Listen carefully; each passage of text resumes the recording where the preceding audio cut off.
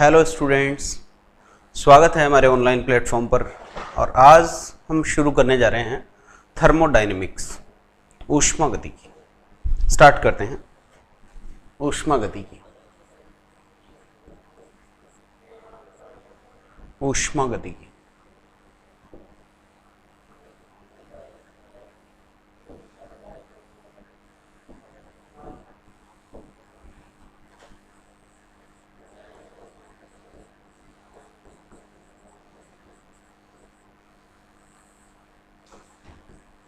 Thermodynamics.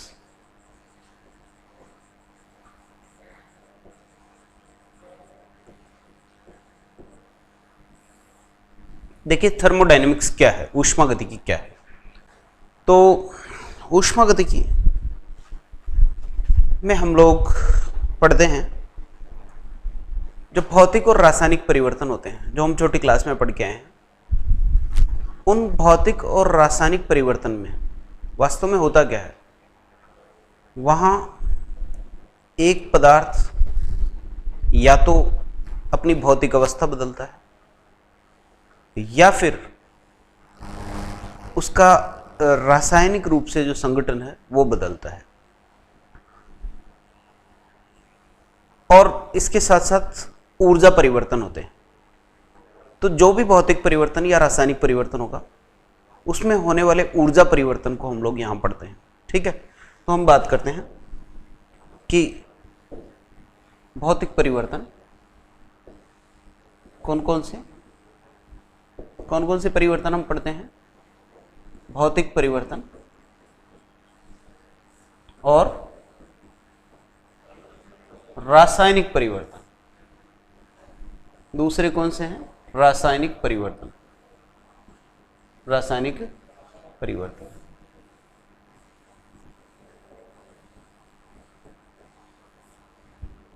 ठीक है, पदार्थ में दो तरह के परिवर्तन देखने को मिलते हैं।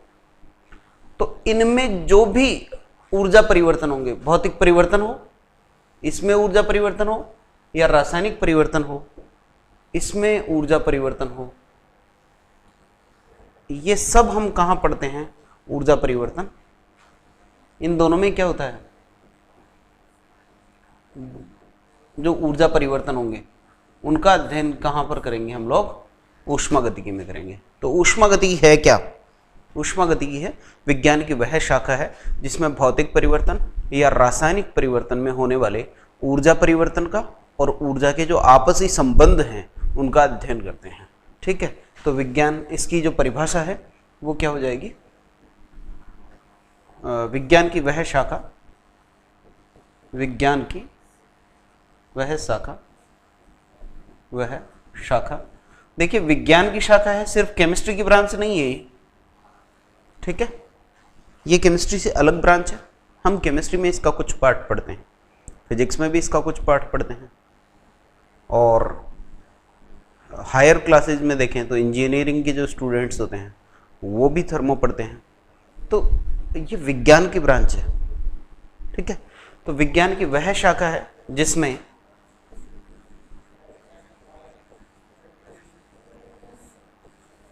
भौतिक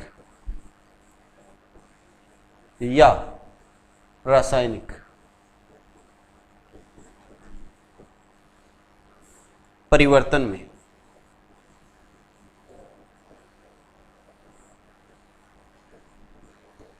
होने वाले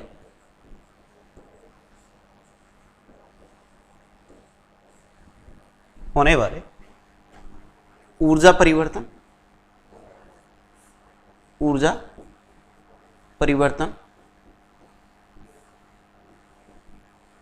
व ऊर्जा के आपसी रूपों में या ऊर्जा के विभिन्न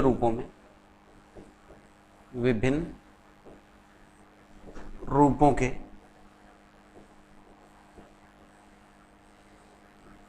आपसी संबंधों का अध्ययन करते हैं।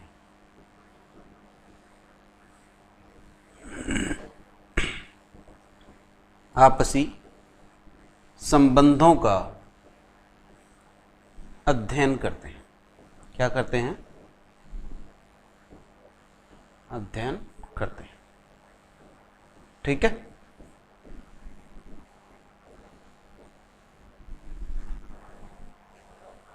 The branch of science which deals with energy changes during physical or chemical change and interrelations between various forms of energy। रसायन विज्ञान यानी विज्ञान की वह शाखा जिसमें भौतिक परिवर्तन और रासायनिक परिवर्तन में जो ऊर्जा परिवर्तन होते हैं उनका और ये जो ऊर्जा के विभिन्न रूप हैं इनके आपस में क्या संबंध है, इनका अध्ययन हम करते हैं। एक हम इसके साथ साथ ऊष्मा रसायन भी पढ़ते हैं। इसके साथ साथ क्या पढ़ते हैं, एक चीज और पढ़ते हैं, ऊष्मा रसायन, वो भी हम यहाँ पढ़ेंगे। ऊष्मा रसायन ये वास्तव में रसायन विज्ञान की शाखा है और इसमें हम लोग क्या पढ़ते हैं, इसमें रासायनिक अभिक्रिया के दौरान जो ऊर्जा परिवर्तन होते हैं वो पढ़ते हैं। यानी रासायनिक परिवर्तन में जो ऊर्जा परिवर्तन होगा, रासायनिक अभिक्रिया में जो ऊर्जा परिवर्तन होगा उनका यहाँ अध्ययन करेंगे। रासायनिक अभिक्रिया में होने वाले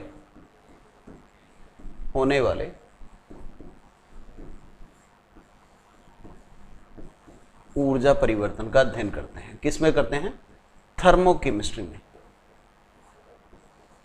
अध्ययन करते हैं। क्या करते हैं भाई, अध्ययन करते हैं।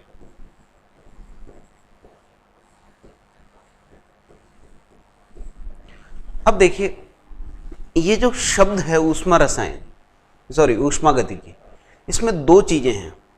ऊष्मा गतिकी जो है, ऊष्मा गतिकी शब्द अगर इसकी बात करें, ऊष्मा गतिकी, ऊष्मा गतिकी, तो दो चीजें हैं, ऊष्मा और गतिकी, यानी thermochemistry, sorry thermodynamics, thermodynamics, thermodynamics.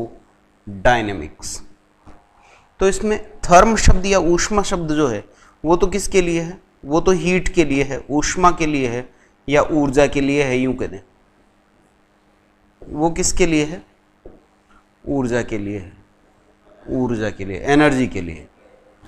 और गतिकी जो है, गतिकी का मतलब होता है गति में, गतिक अवस्था में, गतिक अवस्था में, है ना। ये किसके लिए है, हीट या एनर्जी के लिए है, और ये किसके लिए है, इन मोशन, यानी ऊर्जा कैसी होनी चाहिए, स्टोर्ड एनर्जी नहीं, ऊर्जा कैसी होनी चाहिए, गतिक अवस्था में। ठीक है। अब देखो ऊर्जा जो होती है ना, अगर हम ऊर्जा की बात करें तो ऊर्जा दो तरह से होती है, ऊर्जा दो रूपों में होती है। एक तो होती है स्टोर्ड एनर्जी, संग्रहित ऊर्जा। कौन सी होती है, संग्रहित ऊर्जा। और एक होती है गतिक रूप में ऊर्जा, गतिक रूप में ऊर्जा। संग्रहित ऊर्जा जो होती है उसमें हमारी एंथैल्पी, आंतरिक ऊर्जा, है ना, इस तरह की ऊर्जाएं आती हैं, इस तरह की ऊर्जाएं आती हैं। हम पढ़ेंगे क्या होती है एंथैल्पी, क्या होती है आंतरिक ऊर्जा, है ना। तो गतिक रूप में ऊर्जा जो है वो कार्य या ऊष्मा के रूप में आएगी। किस रूप में आएगी, कार्य या ऊष्मा के रूप में, वर्क या हीट के रूप में। और वास्तव में ये जो है संग्रहित ऊर्जा, यही वास्तव में ऊर्जा का प्रकार है। यही क्या है वास्तव में, ये ऊर्जा के प्रकार है।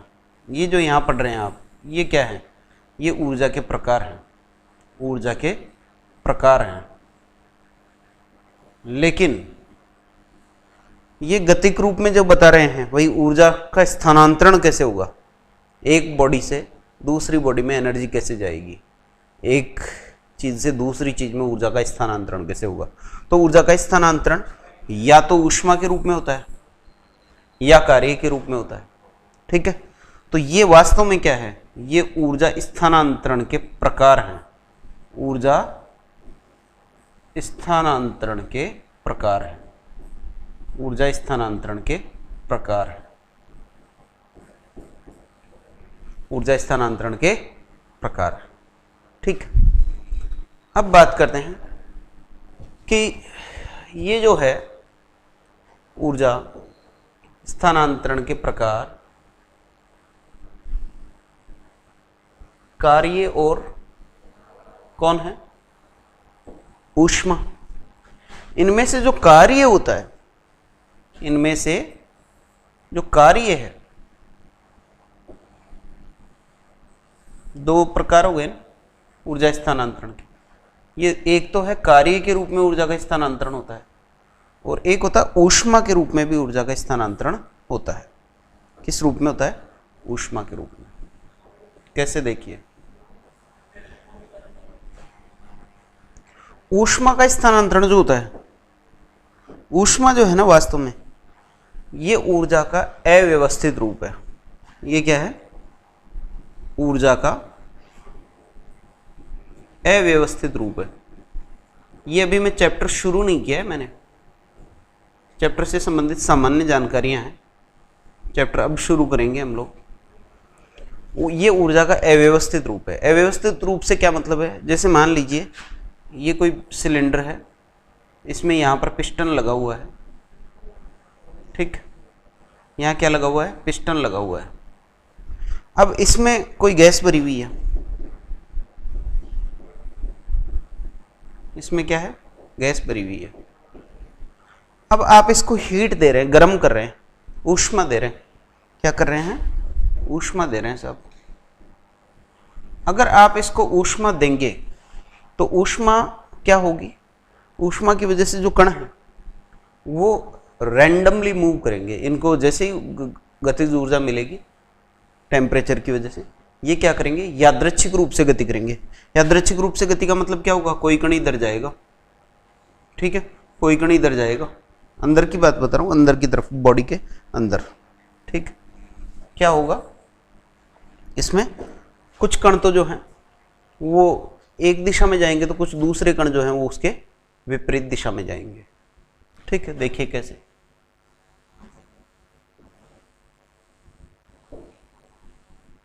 इसी की बात कर लेते हैं।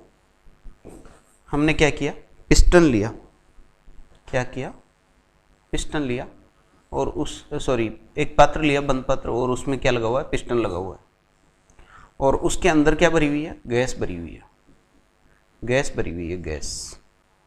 ठीक, गैस के कण हैं, ये लीजिए। अब क्या होगा, जैसे ही आप इसको हीट देंगे, जैसे ही इसको आप क्या करेंगे, गर्म करेंगे, गर्म करने से क्या होगा भाई, इनके कणों को गतिज ऊर्जा मिलेगी। तो कुछ कण क्या करेंगे, इधर की तरफ जाएंगे, कुछ कण इधर गति करेंगे, कुछ इधर की तरफ जाएंगे, कुछ ऊपर जाएंगे। सारे कण एक दिशा में नहीं जाएंगे। तो ये ऊर्जा का कैसा रूप है, अव्यवस्थित रूप। अगर ये सारे कण एक ही दिशा में जाने लग जाएं, सपोज सारे कण किधर चले जाएं, ऊपर की तरफ, तो फिर क्या होगा, तो फिर पिस्टन ऊपर खिसकेगा, और ऊपर खिसकने का मतलब पिस्टन में विस्थापन होगा, और विस्थापन जब होगा तो वहां कार्य होगा, क्योंकि कार्य होता है बल गुणा विस्थापन। इसलिए ये क्या कहलाएगा, ऊर्जा का व्यवस्थित रूप कहलाएगा। देखिए कैसे, ये पात्र है, इसमें ये क्या लगा हुआ है, पिस्टन लगा हुआ है, और इसमें आपने क्या किया, गैस ली। गैस के कणों को, गैस के कण अगर सारे एक ही दिशा में बल लगाएंगे, सारे क्या करेंगे, इधर ही जाएंगे सारे ही, ऐसे, ये लीजिए। तो इससे क्या होगा, पिस्टन में विस्थापन होगा, पिस्टन में विस्थापन होगा, ऊपर खिसकेगा पिस्टन। और ये सारे कण एक ही दिशा में व्यवस्थित है, यानी ये कैसा रूप है, व्यवस्थित रूप। और यहाँ पर क्या होगा, कार्य। तो कार्य ऊर्जा का व्यवस्थित रूप है, और ऊष्मा क्या है, अव्यवस्थित रूप है। और ये वास्तव में अगर हम इनको ऊर्जा के रूप ना बोलकर ऊर्जा स्थानांतरण के प्रकार बोलें तो ज़्यादा बेहतर होगा। ऊर्जा के रूप तो हम पढ़ते ही हैं, गतिज ऊर्जा, स्थितिज ऊर्जा, है ना, अलग अलग तरह की बहुत सारी ऊर्जाएं होती हैं, गुरुत्वीय ऊर्जा, चुंबकीय ऊर्जा, बहुत प्रकार हैं, दुनिया भर के हैं, है ना, यांत्रिक ऊर्जा, कई तरह की होती हैं। ये क्या है, वो सभी जो भी जितने भी नाम मैंने बोले वो सब क्या है, ये संग्रहित ऊर्जाएं हैं।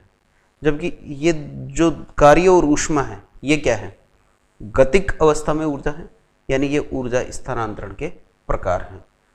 ठीक है, अब बात करते हैं ऊष्मागतिकी में हम लोग जिस चीज को पढ़ रहे हैं वो पढ़ना जरूरी क्यों है, इसका उद्देश्य क्या है। तो ऊष्मागतिकी के उद्देश्य क्या है,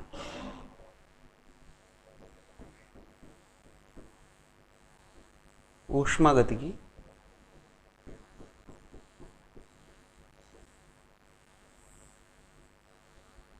के उद्देश्य, इसके एम क्या है, इसके क्या फायदे हैं इसे पढ़ने के,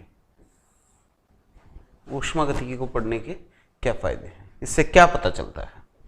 तो देखिए, एक तो ऊष्मागतिकी जो है ये किसी भी प्रक्रम की, कोई भी प्रोसेस है, कोई भी ऊर्जा स्थानांतरण किसी भी टाइप का हो रहा है तो उसकी संभाव्यता को बताता है कि वो प्रक्रम संभव है या नहीं है, होगा या नहीं होगा। ठीक, तो हम ये कह सकते हैं कि ऊष्मागतिकी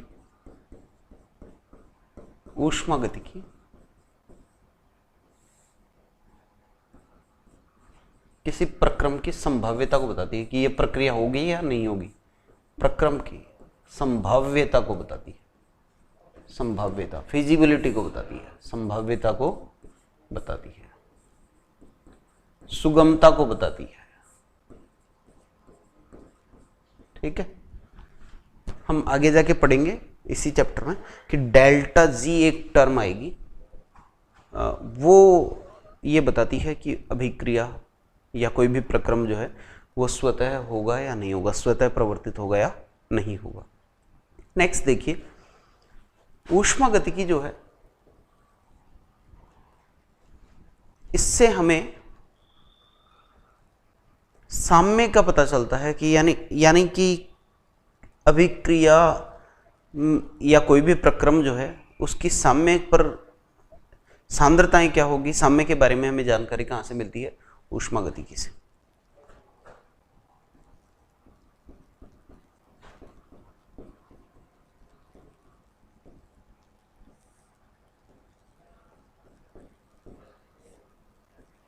साम्य के बारे में जानकारी मिलती है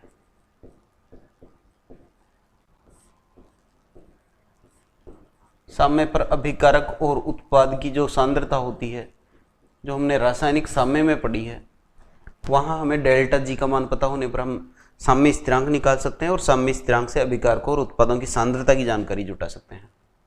अभिकारक को व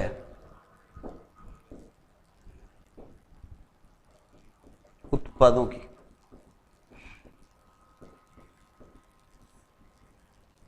सांद्रता की जानकारी मिलती है।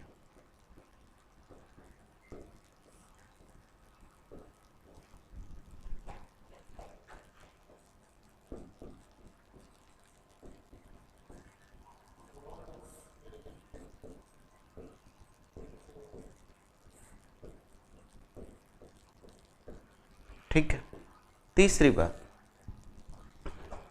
इससे हमें होने वाले ऊर्जा परिवर्तन के बारे में जानकारी मिलती है कि कैसे ऊर्जा परिवर्तन होंगे। तो हम ये कह सकते हैं प्रक्रम के ऊर्जा परिवर्तन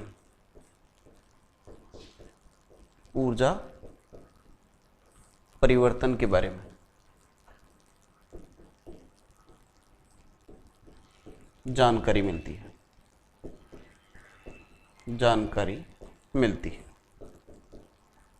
ठीक है। तो ये खास उद्देश्य हैं जिनके लिए हम लोग ऊष्मागतिकी पढ़ते हैं। तो ऊष्मागतिकी क्यों पढ़ते हैं? ताकि हमें ये पता चल सके कि प्रक्रम संभव है या नहीं है, अगर संभव है तो किस हद तक होगा, यानी कब तक अभिक्रिया चलती रहेगी, या यूं कह दें कि कब जाके साम्य स्थापित हो जाएगा, और साम्य पर अभिकारकों और उत्पादों की सांद्रता क्या होगी। हमारे रासायनिक अभिक्रियाओं के संदर्भ में हम बात कर रहे हैं। और तीसरी बात, कोई प्रक्रम अगर हो रहा है तो उसमें एनर्जी चेंजेज क्या होंगे, इनके बारे में भी हमें कहाँ से जानकारी मिलती है, ऊष्मागतिकी से मिलती है। अब इसके कुछ ड्रॉबैक्स हैं, वो ड्रॉबैक्स क्या हैं, इसकी कुछ कमियां हैं, वो कमियां क्या हैं वो भी देख लेते हैं। तो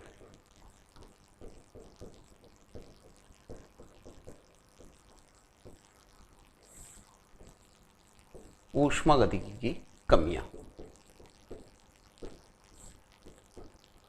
सबसे मुख्य कमी तो ये है कि ये मैक्रोस्कोपिक पार्टिकल्स के बारे में बात करती है या मैक्रोस्कोपिक थिंग्स के बारे में बात करती है। मैक्रोस्कोपिक बोले तो बड़े कणों के बारे में बात करती है या बड़े पिंडों के बारे में बात करती है या बड़ी वस्तुओं के बारे में बात करती है, बड़ी चीज़ों के बारे में। जैसे बोतल में पानी रखा हुआ है, कप में चाय है, ये मार्कर है, बोर्ड है, जिनको हम नेक्ड आइज से देख सकते हैं, जिनको हम नग्न आंखों से देख सकते हैं, तो उन्हें हम क्या बोलेंगे, वृहद वस्तुओं के बारे में ये बात करता है। माइक्रोस्कोपिक लेवल पर बात नहीं करता। माइक्रोस्कोपिक का मतलब जैसे बोतल में पानी है तो पूरे पानी के बारे में बात करता है, लेकिन पानी के एक अणु के बारे में, H2O के एक मॉलिक्यूल के बारे में बात नहीं करता है, उसके बारे में कुछ नहीं कहता है। ठीक है, तो ये क्या करता है, ये जो ऊष्मागतिकी है, ऊष्मागतिकी केवल इसकी व्याख्या करती है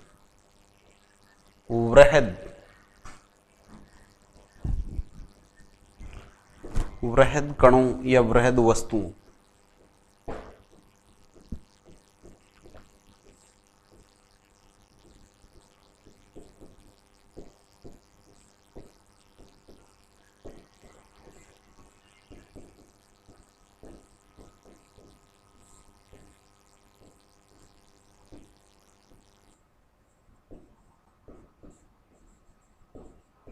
केवल किसके लिए व्याख्या करती है,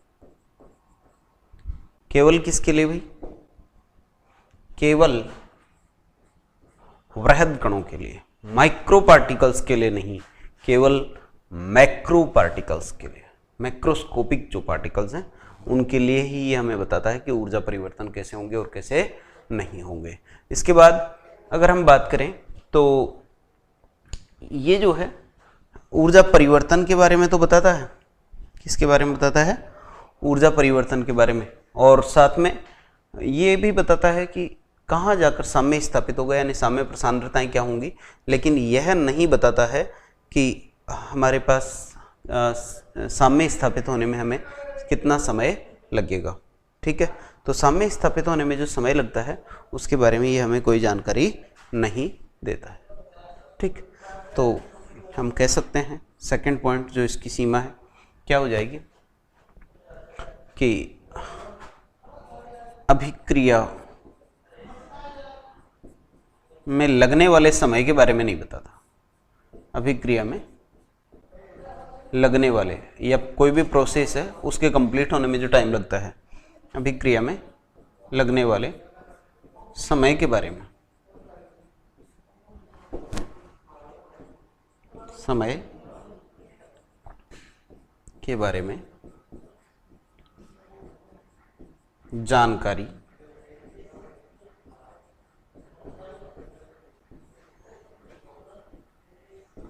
नहीं देता है, नहीं देती है। यानी अभिक्रिया के बारे में लगने वाले समय के बारे में बोल दो, या ऐसे कह दो कि अभिक्रिया दर के बारे में, रेट ऑफ रिएक्शन के बारे में, अभिक्रिया की दर के बारे में यहां से कोई जानकारी नहीं मिलती है। तो ये इसकी ड्रॉबैक्स है। तो हम लोग क्या पढ़ेंगे, हम लोग पढ़ेंगे ऊष्मागतिकी के प्रक्रम जो है वो संभव है या नहीं है, इसके बारे में हमें जानकारी देता है।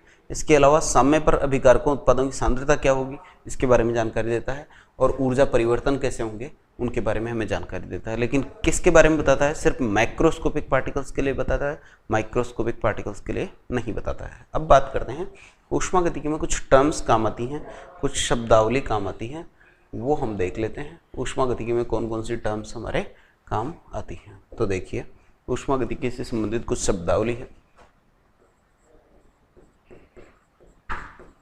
ऊष्मागतिकी से संबंधित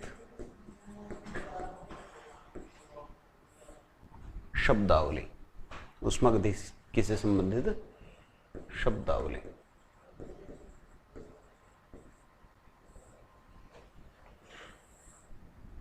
सबसे पहले तो निकाय। सबसे पहले क्या है? निकाय। निकाय क्या है? निकाय को हम तंत्र भी कहते हैं। क्या कहते हैं? तंत्र, सिस्टम। सिस्टम, ठीक। निकाय क्या है? निकाय पूरी यूनिवर्स में से वो चीज है जिसको हम स्टडी कर रहे हैं, जिस पर हमारा ध्यान है, जिसको हम देख रहे हैं, जिसको हम ऑब्जर्व कर रहे हैं, जिसका अध्ययन कर रहे हैं, जिसमें ऊर्जा परिवर्तन को देख रहे हैं, ठीक है। जैसे अभी मेरा ध्यान सिर्फ इस बोर्ड पर है, तो बोर्ड मेरे लिए क्या है? सिस्टम। इसके अलावा इस दुनिया में क्या है? उससे कोई लेना देना नहीं है। तो वो क्या हो जाएगा? निकाय। निकाय क्या है? जिसको हम अध्ययन के लिए चुनते हैं, जिसको रिसर्च के लिए चुनते हैं। जैसे पानी में रखा हुआ गिलास में रखा हुआ पानी है, तो वो पानी हमारे लिए क्या होगा? निकाय होगा। उसके अलावा जो भी बच गया, यूनिवर्स का जो भी पार्ट बच गया, ब्रह्मांड, वो हमारे लिए सिस्टम नहीं है, वो हमारे लिए परिवेश है, परिपार्श्विक है, सराउंडिंग्स है, ठीक है। तो निकाय क्या है? निकाय जो है ब्रह्मांड का वह भाग है, पार्ट ऑफ यूनिवर्स, ब्रह्मांड का वह भाग, ब्रह्मांड का वह भाग जिसे अध्ययन के लिए चुना गया है, जिसे अध्ययन के लिए अध्ययन के लिए चुना गया हो, अब इसकी क्या खास बात होनी चाहिए? इसकी खास बात यह है कि ये नग्न आंखों से दिखना चाहिए। नग्न आंखों से दिखना चाहिए यानी बड़ा सारा होना चाहिए। बड़ा का मतलब मैक्रोस्कोपिक होना चाहिए, नग्न आंखों से दिखना चाहिए। तो इसकी एक खास बात तो यही है कि ये मैक्रोस्कोपिक होना चाहिए। कैसा होना चाहिए? मैक्रोस्कोपिक। मैक्रोस्कोपिक का मतलब यह है कि वृहद होना चाहिए। कैसा होना चाहिए? वृहद, ठीक है। दूसरी बात, वास्तविक हो, काल्पनिक नहीं हो। वास्तविक हो, वास्तव में ये चीज, जैसे मेरे हाथ में मार्कर है, तो ये मार्कर वास्तव में है और ये मुझे आंखों से दिख रहा है। सूक्ष्मदर्शी की जरूरत नहीं है इसको देखने के लिए, तो ये हमारा सिस्टम हो सकता है, ठीक है। तो ये कैसा होना चाहिए? रियल होना चाहिए। कैसा होना चाहिए भाई? रियल होना चाहिए, यानी वास्तविक होना चाहिए। वास्तविक होना चाहिए, ये दो इसकी शर्त है। ब्रह्मांड का वह भाग जिसको हम अध्ययन के लिए चुनते हैं, उसको हम क्या कहते हैं? सिस्टम।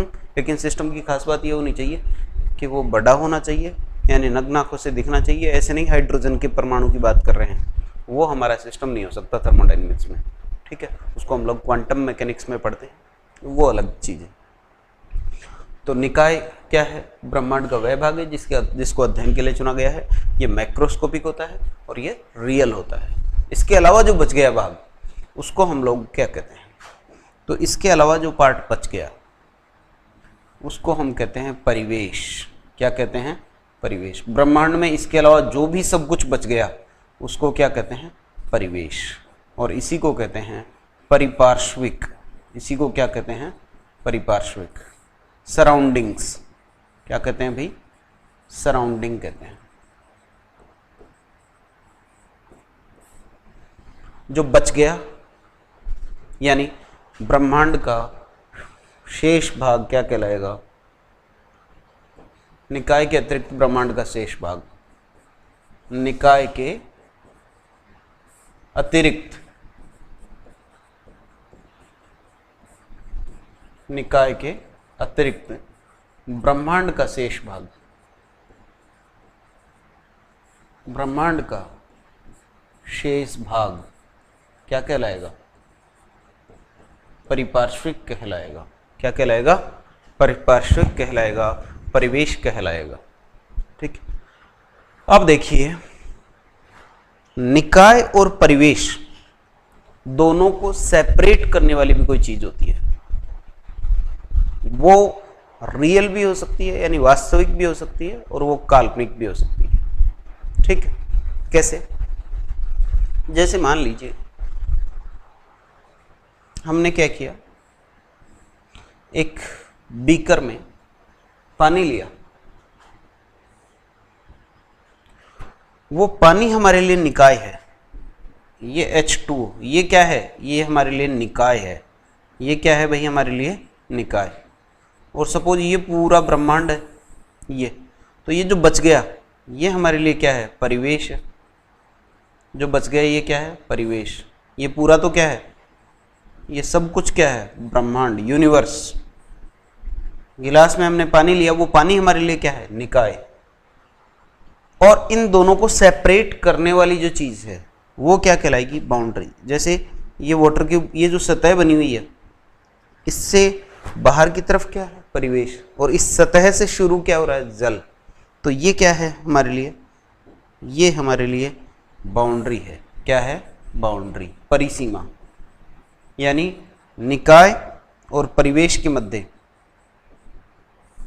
निकाय और परिवेश के मध्य बाउंड्री होती है। तो हम लिख सकते हैं क्या? निकाय व परिवेश के मध्य, परिवेश के मध्य वास्तविक या काल्पनिक, वास्तविक भी हो सकती है और काल्पनिक भी हो सकती है, काल्पनिक परिसीमा, परिसीमा होती है। ठीक है, या तो वास्तविक बाउंड्री होगी या फिर क्या होगी? काल्पनिक होगी। आई बात समझ में? अब ये जो बाउंड्री होती है ये फिक्स्ड भी हो सकती है और मूवेबल भी हो सकती है, यानी स्थिर हो सकती है या फिर गतिशील हो सकती है। तो बाउंड्री जो है ये फिर से कितनी तरह की हो जाती है? दो तरह की। परिसीमा कितनी तरह की है? दो प्रकार की। कौन कौन सी हो सकती है? फिक्स्ड हो सकती है, फिक्स्ड हो सकती है, स्थिर हो सकती है, स्थिर परिसीमा हो सकती है, और गतिशील हो सकती है, मूवेबल हो सकती है, यानी गतिशील। कैसे? जैसे मान लीजिए आपने ये जल लिया, पात्र में जल ले रखा है, तो उस जल की जो सतह है वो क्या है? स्थिर है, वो चेंज नहीं हो रही है, तो वो क्या कहलाएगी? स्थिर परिसीमा। और अगर इसी बीकर को मैं एक नल को खोल के जिसमें पानी आ रहा है उसके नीचे लगा दूं तो उसमें पानी का स्तर लगातार बढ़ता जाएगा, यानी वो बाउंड्री जो है वो क्या होगी? मूवेबल हो जाएगी। वो कैसी हो जाएगी? मूवेबल, यानी गतिशील हो जाएगी। तो ये हो गई निकाय क्या होता है, परिवेश क्या होता है, परिसीमा क्या होता है, क्या होती है। ये निकाय से संबंधित कुछ महत्वपूर्ण शब्दावली थी। अब बात करते हैं निकाय कितनी तरह का होता है। अब हम जिसका अध्ययन करने जा रहे हैं निकाय, वो कितनी तरह का होता है। तो निकाय के प्रकार देख लेते हैं। टाइप्स ऑफ सिस्टम, निकाय के प्रकार, निकाय के प्रकार।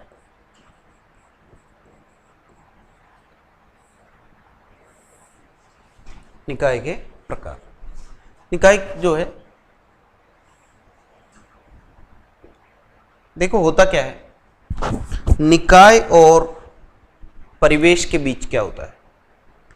निकाय का जब भी अध्ययन किया जाता है, निकाय का अध्ययन कब करेंगे? जब हमारा उसमें इंटरेस्ट होगा, और जब हमारा उसमें इंटरेस्ट है तो हमारे और निकाय के बीच में कुछ ना कुछ आदान प्रदान होगा। आदान प्रदान किसका होगा? या तो ऊर्जा का या द्रव्यमान का। कैसे? जैसे मान लीजिए चाय, एक कप में गर्म चाय रखी हुई है, उसका हम अध्ययन कर रहे हैं। तो अगर कप एक जगह फिक्स रखा हुआ है तो धीरे धीरे क्या होगा, वो चाय वाष्पीकृत होगी और उसमें चाय का लेवल कुछ कम हो जाएगा। हालांकि इतना कम नहीं होता कि वो खाली होने लग जाए कप, हम उसको ज़्यादा मेज़र नहीं कर सकते, पर फिर भी दिखता है कि वाष्प निकल रही है तो कम तो होता ही है इस तरह। तो उसमें से क्या हो रहा है, द्रव्यमान कम हो रहा है और धीरे धीरे वो चाय ठंडी भी हो जाती है, यानी उसकी जो ऊष्मा है वो भी निकल रही है, वो भी निकल रही है। तो चाय क्या था हमारा, निकाय। उस चाय के और परिवेश के बीच किसका आदान प्रदान हुआ, द्रव्यमान का आदान प्रदान हुआ, पदार्थ का आदान प्रदान हुआ, और पदार्थ के साथ साथ ऊर्जा का भी आदान प्रदान हुआ। किस रूप में, ऊष्मा के रूप में। ठीक है, तो दोनों दो चीजों का आदान प्रदान होता है, द्रव्य का और ऊर्जा का। ठीक है, तो द्रव्य यानी पदार्थ, द्रव्य यानी पदार्थ, मैटर, द्रव नहीं बोल रहा हूं, है ना, द्रव्य यानी पदार्थ, और ऊर्जा इसके विनिमय के आधार पर, विनिमय के आधार पर, ये निकाय है ना, ये 3 प्रकार के होते हैं। इसके आधार पर निकाय कितनी तरह के होते हैं, 3 प्रकार के होते हैं। 3 प्रकार के होते हैं। कौन कौन से होंगे 3 प्रकार के? एक तो होता है खुला निकाय। कौन सा होता है, खुला निकाय। दूसरा होता है बंद निकाय, और तीसरा होता है विलगित निकाय। ठीक, खुला निकाय, ओपन सिस्टम,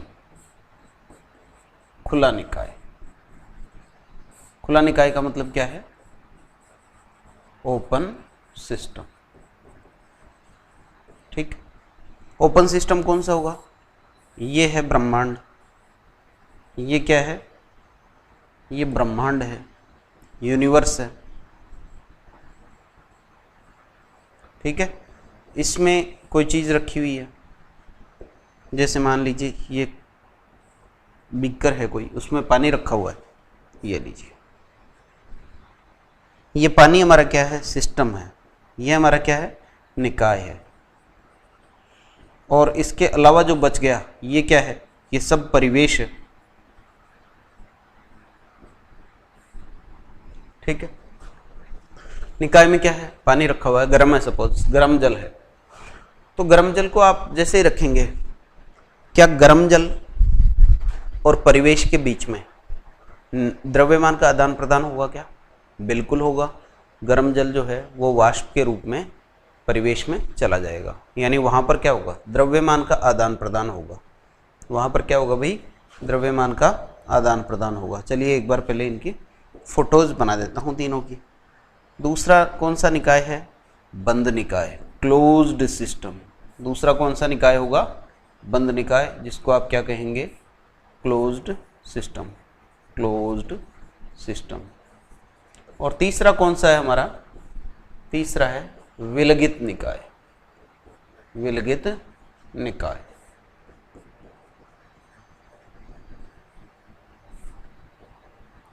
विलगित निकाय को बोलेंगे आइसोलेटेड सिस्टम, आइसोलेटेड सिस्टम। तो 3 तरह का निकाय है, पहला निकाय खुला निकाय, दूसरा बंद निकाय, और तीसरा विलगित निकाय। अब मैं अगर इस गर्म पानी के पात्र को ढक दूं, ऊपर मैंने क्या किया, इसके ढक्कन लगा दिया, क्या कर दिया, इसको ढक्कन लगा दिया, लिड रख दी इसके ऊपर, तो ये तो हो गया आपका निकाय। ये तो कौन है, ये इसके अंदर जो रखा हुआ है वो तो कौन है, वो तो है इसका अपना निकाय, ये तो है निकाय। और इसके चारों तरफ कौन है, ये परिवेश, ये तो पूरा ब्रह्मांड हो ही गया ना, यूनिवर्स हो ही गया ना ये तो। ठीक है, तो ये क्या होगी, होगा बंद निकाय। और विलगित निकाय में क्या होगा, ये तो हो गया आपका ब्रह्मांड। ये तो क्या हो गया, यूनिवर्स हो गया, ब्रह्मांड। और इसमें सपोज आपने रख दिया, अब की बार थर्मस में रखा है पानी को। किस में रखा है, थर्मस में रखा है। तो थर्मस में तो आपको पता है कि बाउंड्रीज जो होती हैं ना वो ऐसी होंगी, ऐसी बाउंड्रीज होंगी। कैसी, जो उसको पानी को ठंडा नहीं होने देंगी। पानी ठंडा कब होगा, जब उसकी ऊष्मा निकल जाए। तो ये क्या है, इसके अंदर जो पानी रखा हुआ है ये तो आपका क्या हो गया, निकाय हो गया। ये तो क्या हो गया आपका, निकाय। ओके, ये तो हो गया आपका निकाय। और ये क्या हो गया आपका, परिवेश। तो तीनों परिस्थितियों को देखिए, यहां क्या हो रहा है, निकाय और परिवेश के बीच में पानी का वाष्प के रूप में आदान प्रदान हो रहा है। यानी यहां पर द्रव्य का आदान प्रदान हो रहा है। यहां पर क्या हो रहा है, द्रव्य का विनिमय हो रहा है। किसका विनिमय हो रहा है,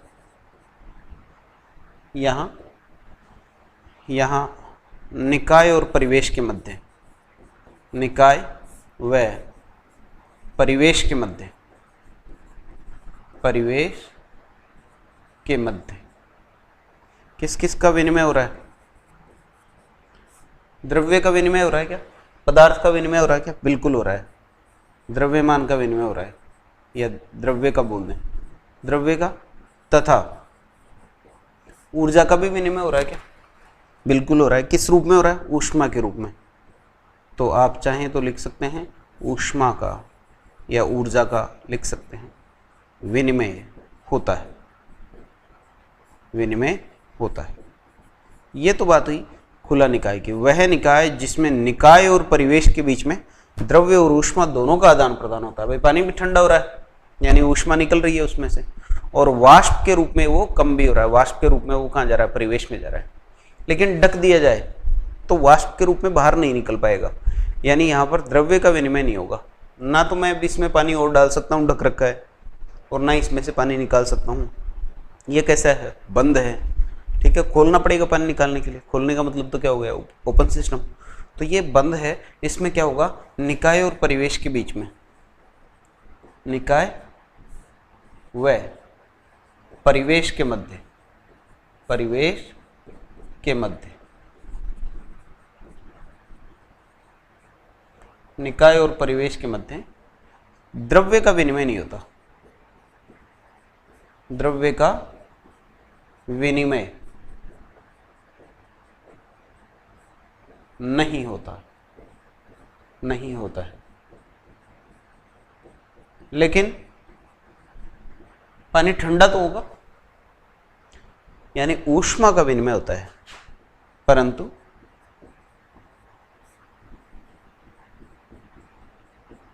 ऊष्मा का विनिमय होता है, ऊष्मा का विनिमय होता है। आई बात समझ में, ऊष्मा का विनिमय होगा, ठीक। अब बात करते हैं विलगित निकाय की। किसकी, विलगित निकाय की। विलगित निकाय में क्या होगा भाई, क्या निकाय और परिवेश के बीच में ऊष्मा का विनिमय होगा क्या। देखिए होता क्या है, जैसे थर्मस है, बंद कर रखा है आपने, इसमें पानी डाल के, गर्म पानी डाल के बंद कर रखा है थर्मस फ्लास्क को, तो उसमें से पानी ना तो निकाल सकते हैं और ना ही उस बंद थर्मस फ्लास्क में हम पानी डाल सकते हैं। या एक ऐसे कहते हैं कि गर्म पानी आपने डाल रखा है तो वो वाष्प के रूप में बाहर नहीं निकलेगा, यानी द्रव्य का तो विनिमय नहीं होगा। अब बात करते हैं ऊष्मा के विनिमय की। तो थोड़े टाइम के लिए अगर देखें तो वो पानी ठंडा भी नहीं होता है। हालांकि आदर्श थर्मस फ्लास्क होते नहीं है, इसलिए कुछ लंबे टाइम तक अगर रखें तो वो भी ठंडा हो जाता है, यानी धीरे धीरे ऊष्मा विनिमय हो जाता है। लेकिन हम उसको अगर नगण्य मान लें तो एक बार ये कह सकते हैं, अगर प्रयोगशाला की परिस्थितियों की बात करें तो आदर्श थर्मस बनाए जा सकते हैं, यानी ऐसे थर्मस हो सकते हैं, ऐसे थर्मस फ्लास्क हो सकते हैं जिनमें रखा हुआ पानी कभी ठंडा, गर्म रखा हुआ पानी कभी ठंडा नहीं हो। तो ऐसे जो निकाय होते हैं, बंद निकाय, ये सॉरी विलगित निकाय, उनकी जो दीवारें होती हैं वो कुचालक होती हैं, उनमें से ऊष्मा आ जा नहीं सकती है। दीवारें कैसी होती हैं, कुचालक होती हैं। तो ये जो निकाय होगा ये कैसा होगा, विलगित निकाय। यानी विलगित निकाय में क्या होगा, निकाय व परिवेश के मध्य, निकाय व परिवेश के मध्य किसका विनिमय होगा, न तो द्रव्य का विनिमय होता है, द्रव्य का विनिमय होता है, और न ही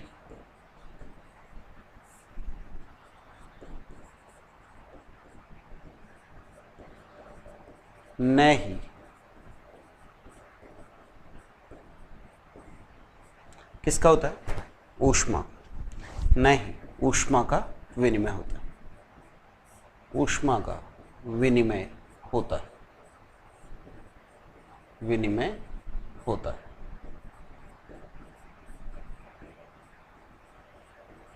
ठीक है, ना तो द्रव्य का विनिमय होगा और ना ही ऊष्मा का विनिमय होगा। तो यहां क्या होगा, यहां काम की बात यह है कि ये जो इसकी वॉल्स हैं, इसकी जो दीवारें हैं, निकाय की जो दीवारें हैं, निकाय की वॉल्स, दीवारें कैसी होंगी, कुचालक होंगी। कैसी होंगी, कुचालक होंगी।